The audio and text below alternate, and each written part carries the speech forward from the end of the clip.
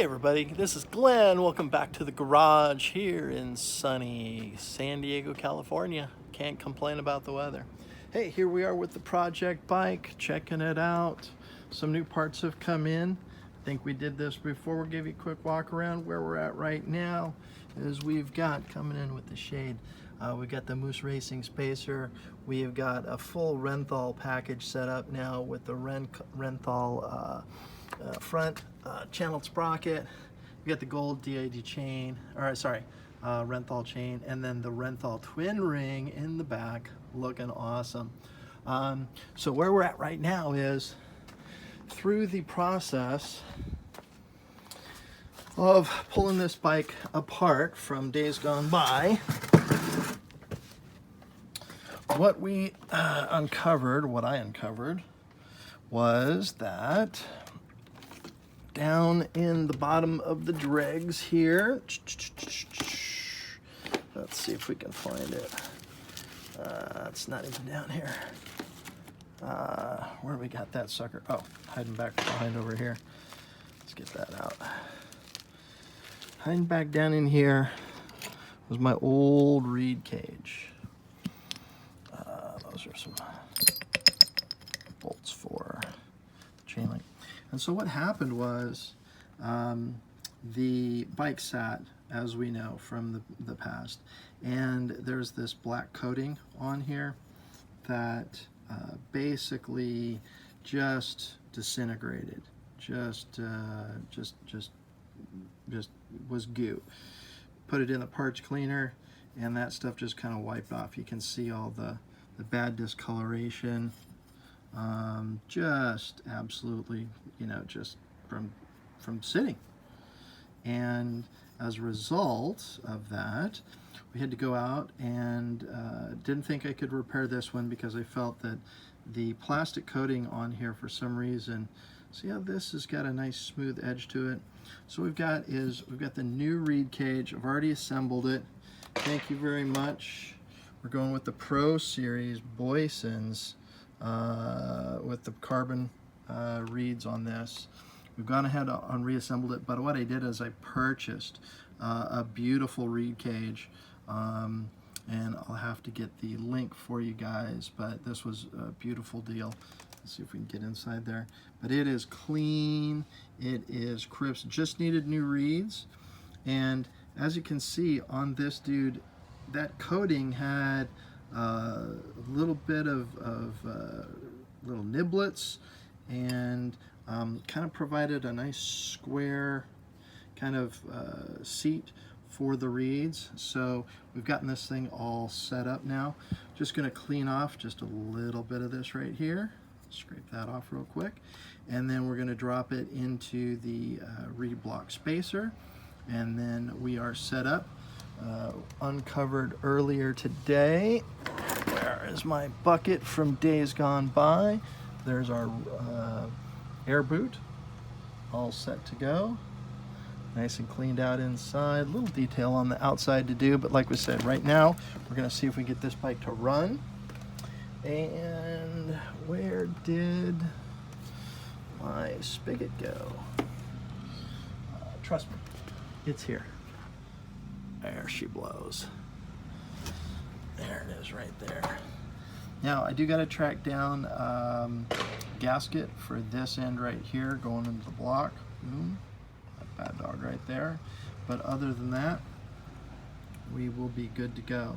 So we get this mounted up, and we will be basically just a few steps away from getting it fired up. I think we talked earlier about the carburetor. If not, we'll get this on either a follow-up on this or the next episode. But I had damaged, let's get up in here, there's our new carb too. Nice, beautiful replica. And like we said before, over at Hyper Sports in Oceanside, we're going to head over there because when I had my original bike, after I bought it, I had a little carb mod, and what it was it was a press fitting that went here on the air side, air intake side, and it's basically just an extension flange that gave a little bit more flow and volume to it. But we'll grab my old carb body. All the parts are actually down in the bins there. But that needle guide that is in there, that's part of the aluminum casting of this particular thing, I basically had to just destroy in order to even try to get the needle out and the slide out. So that's all destroyed. Got a new throttle assembly coming, Motion Pro. Actually going to go pick that up today, and that will get all dialed in. And then one last little thing we've got to do. Boom. We'll take this over. We'll get that volume accelerator press on mod done to this carburetor as well. We've got the like we said, the power reeds from Boyson, so those are gonna spark up or spruce up the throttle response. And we're gonna futz around. I've never had this on there before, but like we said, we've got the Moose Racing spacer in there.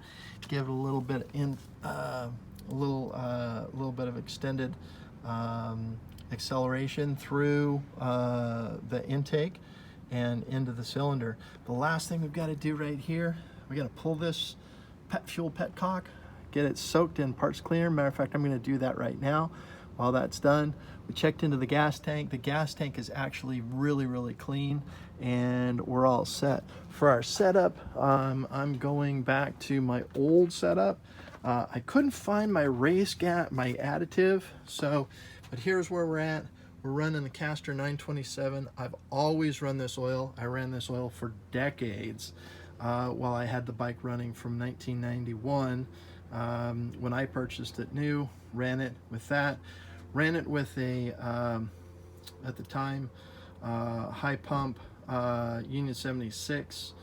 Might have been leaded at the time, the 91. And then I had the additive to it, which I think is part of the reason why everything kind of is in as good a shape as it is after 20 years of not being fired. But the idea on that is that I can't find exactly what that is. I've been able to track it down, so what we're going to go is we're going to jump into Sunoco race gas, place here locally that sells this. We're going to grab a gallon of that. We're going to put in our premix 927. I'm going to mix, I used to run at 40-1. I think I'm going to start off with a 32-1 and then see how the carb performs. We'll double check all the settings of the carb and needle, pilot screw, air screw, main jet, needle jet, you know, clip position, all of that good stuff for it. And we shall see about having this thing fired off. Track down, like we said, we got the air boot now. Gonna clean that up. The air box needs to be cleaned, and then we'll have this thing partially together and see if it fires off. See you then.